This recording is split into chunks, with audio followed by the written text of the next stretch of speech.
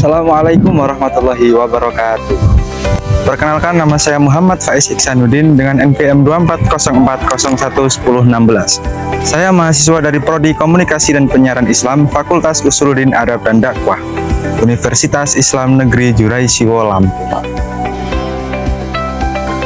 Video ini dibuat untuk menyelesaikan salah satu tugas dari mata kuliah Komunikasi Sosial Budaya dan Agama dengan dosen pengampu Bapak Dr. Aliandi Ahmad Lumbu SOS MKOMI.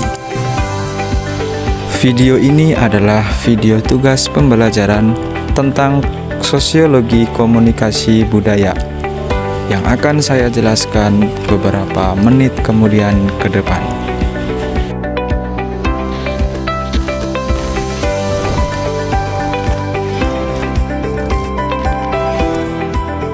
Jadi, sosiologi komunikasi dan budaya, yang pertama ada poin kedudukan komunikasi dalam sosial dan budaya. Jadi, bagaimana sih kedudukan komunikasi budaya? Komunikasi memiliki komposisi yang sangat positif dalam ilmu sosial karena merupakan inti dari semua interaksi sosial. Jadi, dalam komunikasi, ini merupakan sesuatu inti dalam interaksi. Ketika kita dalam berinteraksi tidak mempunyai komunikasi, maka interaksi tersebut tidak akan berjalan dengan lancar atau susah untuk dipahami. Kemudian dalam perspektif budaya, komunikasi menjadi sarana utama untuk menurunkan warisan budaya dari salah satu generasi ke generasi berikutnya melalui bahasa, cerita rakyat, ritual, ataupun tradisi lisan. Jadi menurut perspektif budaya, komunikasi ini menjadi salah satu sarana untuk menurunkan warisan. Jadi ketika komunikasi menjadi sebuah atau salah satu sarana, salah satu cara untuk menurunkan sebuah budaya, itu akan menjadi sebuah keterkaitan antara budaya sekarang dengan budaya yang telah dilakukan oleh leluhur kita. Kemudian poin yang B, ada bentuk-bentuk komunikasi verbal dalam budaya. Sebelum saya masuk, saya akan menjelaskan apa yang dinamakan komunikasi verbal. Komunikasi verbal adalah komunikasi yang menggunakan bahasa, baik lisan maupun tulisan, sebagai alat utama untuk menyampaikan pesan. Jadi, komunikasi verbal ini bisa dikatakan komunikasi yang cara penyampaiannya itu menggunakan lisan, tulisan, ataupun bahasa. Jadi, seperti saya di sini menyampaikan sebuah materi, ini adalah merupakan komunikasi verbal. Bentuk-bentuk komunikasi verbal yaitu seperti peribahasa, pantun, kemudian pepatah, dan lain-lain. Jadi komunikasi verbal ini sudah saya katakan di awal bahwasannya komunikasi yang menggunakan lisan, tutur kata, ataupun tulisan. Jadi kita berkomunikasi itu langsung menggunakan lisan ataupun tulisan. Nah, bentuk-bentuknya itu berupa kata-kata, terus kemudian pepatah ataupun pantun, dan lain-lainnya. Kemudian poin selanjutnya yang C, ada bentuk-bentuk komunikasi nonverbal dalam budaya. Tadi sudah saya jelaskan, komunikasi verbal itu merupakan komunikasi yang cara penyampaiannya menggunakan lisan. Kemudian selanjutnya itu ada komunikasi nonverbal. Komunikasi nonverbal adalah komunikasi yang cara penyampaiannya tidak menggunakan kata-kata ataupun lisan, akan tetapi menggunakan simbol. Seperti contoh, teman-teman semua pernah melihat ketika ada sebuah simbol di jalan ataupun di tempat umum, ketika ada simbol yaitu berupa huruf P, terus kemudian dilingkari dengan garis merah, berarti komunikasi tersebut menimbulkan atau memberitahu bahwasanya tempat tersebut dilarang untuk parkir. Itu merupakan pengertian dari komunikasi nonverbal. Nah, bentuk-bentuknya komunikasi nonverbal tersebut itu yang pertama ada berupa simbol dari sebuah rambu lalu lintas, kemudian ada juga tentang pakaian. Ketika kita mengisi sebuah acara, kita menggunakan pakaian apa, itulah merupakan simbol yang disampaikan oleh komunikatornya.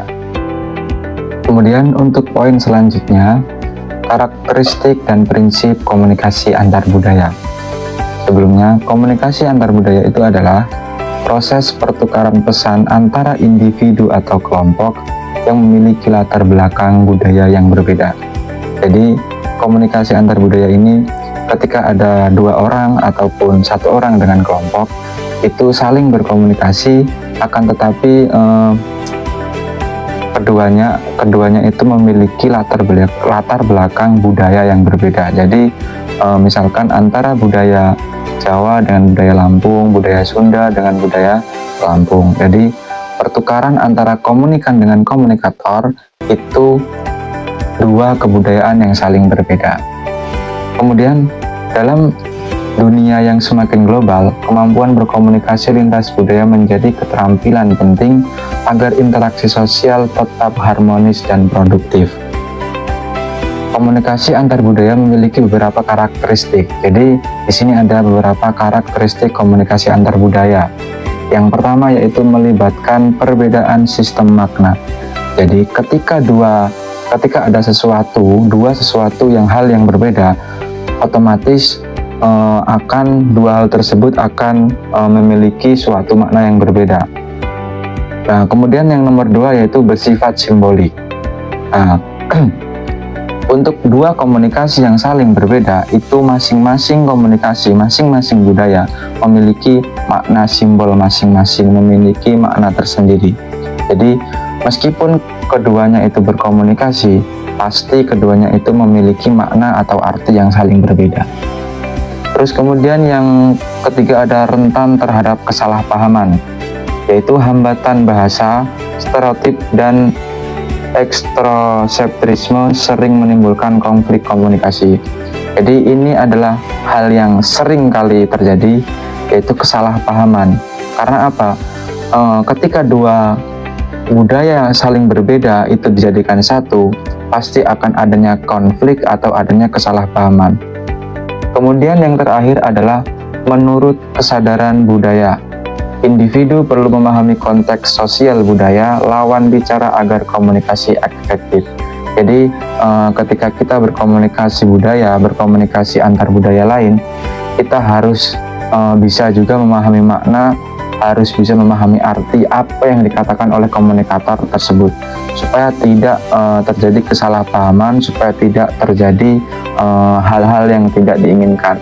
Karena ketika kita bisa memahami sebuah komunikasi tersebut, kita akan bisa menjalankan komunikasi dengan efektif. Nah, jadi itu tadi adalah sedikit materi dari saya tentang sosiologi komunikasi budaya. Nah, selanjutnya saya akan memberikan sebuah kesimpulan dari apa yang saya sampaikan tadi, yaitu komunikasi menempati posisi yang sangat penting dalam bidang ilmu sosial dan kebudayaan karena menjadi pondasi bagi terbentuknya hubungan sosial, nilai-nilai, serta identitas suatu masyarakat. Jadi komunikasi antar budaya itu adalah menjadi pondasi tentang ilmu sosial dan kebudayaan. Ketika komunikasi antar budaya kita itu efektif, maka kita telah mempunyai pondasi yang kuat. Nah, itu tadi materi yang saya sampaikan, sedikit namun bisa kita pahami kita akan menjadi komunikator yang efektif. Baik, karena waktu yang menerbatasi pemateri saya, di sini saya Muhammad Faiz Iksanuddin pamit undur diri. Jika ada kurang dan lebihnya mohon maaf. Saya akhiri, wassalamualaikum warahmatullahi wabarakatuh.